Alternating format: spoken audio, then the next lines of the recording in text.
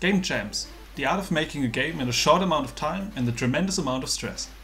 And since I'm not really a fan of stress, and my mind is decaying as we speak, I never actually participated in a game jam. Which is quite a shame, I think, because they allow game developers to outpour their creativity without the hassle of actually creating a commercially successful game. So I decided to join my first game jam. The first thing I had to decide was the game jam I wanted to compete in. There were many game jams to choose from, for example the Pixel Game Jam, which already had around 500 participants, or the Godot Wild Jam with 350. But you see, like I said earlier, I don't like to be stressed out. I know I'm very unique in that way, and these big game jams require hard work and therefore much effort to submit a finished game. It's a big no-no from me. Introducing the Low Effort Jam 20, that is made for people, and I quote, who just don't want to put in much effort because they can't be asked to put in much effort. And oh boy, that sounds like me. In fact, this whole channel could be described as a project I can't be asked to put in much effort. So I'd say perfect match. Game jams generally have themes which developers have to consider when creating the game. They could for example be something like Join Together, Out of Control, or something else smart and inspirational. And to be honest, the theme for this game jam was garbage. No, really, the theme was garbage. So I have to create a garbage low effort game? That sounds about right for me. I set myself a time limit of 3 hours to be done with the game. That should give me enough time to create straight up garbage. Starting with just sketching out some ideas is always helpful when creating a new project, and almost immediately I came up with the revolutionary idea of a top-down garbage collecting driving game, where you can drive a garbage truck and collect trash cans. Look, I know that's a boring idea. So next I began drawing the entire map of the game in MS Paint, because I think it fits the theme just right. And with that I finally have the opportunity to show my superior urban structuring skills, since in real life I'm an actual urban planner, yeah. That means I design streets and cities for a living, which gives me an advantage in designing urban areas in games. Like the city, the player can drive around and collect trash cans. As you can see, I started off creating a somewhat believable infrastructure, which soon enough turned into an incoherent assembly of lines that could barely be described as streets. For example, this palm tree thing or this penis roundabout. I don't know what that is supposed to be. When I was finally done drawing the outlines of the streets, I realized my mistake of using MS Paint. Because somewhere in the street lines is an opening, which causes the bucket tool to fill out the entire screen. So I began my 20-minute long search of all holes in the lines, which was super fun and not mind-numbingly boring at all. But at last I found every hole and was able to create grass where later houses could be placed.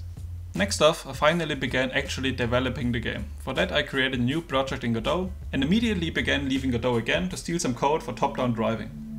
And if you're now saying that I shouldn't do that because it doesn't allow me to grow as a developer, I think you forgot the name of the jam already. I'm gonna steal every line of code and every asset before actually putting in much effort. Because I'm not here to have a good time, I'm here to win. And that means obeying the theme. The next thing I did was painting the houses, or the one house I placed everywhere on a map like this. What a beautiful suburban landscape that is. But since this game is about driving a garbage truck to collect trash, I sadly wasn't done with the game already and had to draw the actual truck. And yeah, I think this looks like a garbage truck, right? A bit blocky maybe, but that's okay. I can drive now, but to be honest, controlling the truck doesn't feel good at all and nowhere near realistic. I would know this because in real life I'm an actual garbage truck driver, yeah. But since I'm not allowed to put in much effort, I just left it like this. Actually collecting the garbage was the next thing to do. For that I created a trash can that detects when the player drives over it and makes the next trash can that I placed visible and deletes itself. I manually placed all trash cans and gave each one a timer that starts when the previous trash can is collected.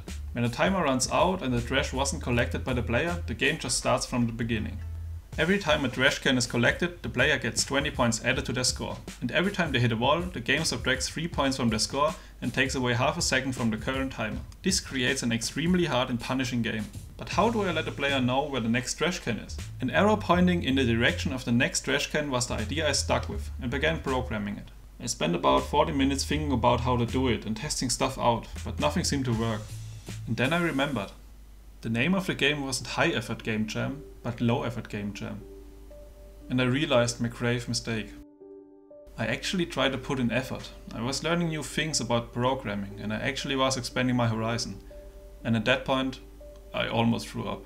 This wasn't the goal of this video. The goal was to create a garbage low effort game, and I even failed at that. Sad and defeated I went to bed that night, struggling with the choice whether I should continue in the morning and finish the game or giving up completely. Next morning, a sudden urge to actually finish the game woke me up, But this time I wouldn't fail the task at hand. This time I would actually put in no effort.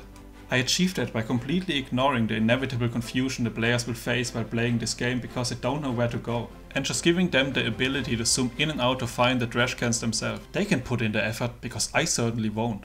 Lastly, I just put in some music.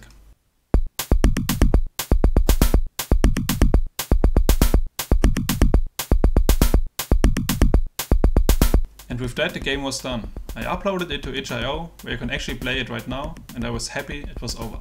What have we learned today? Well, I learned an important life lesson. Why put in much effort when you can let some idiot do the work for you? And with that in mind, here's the outro. But yeah, anyway, drink milk, hit Billy, and beat your will.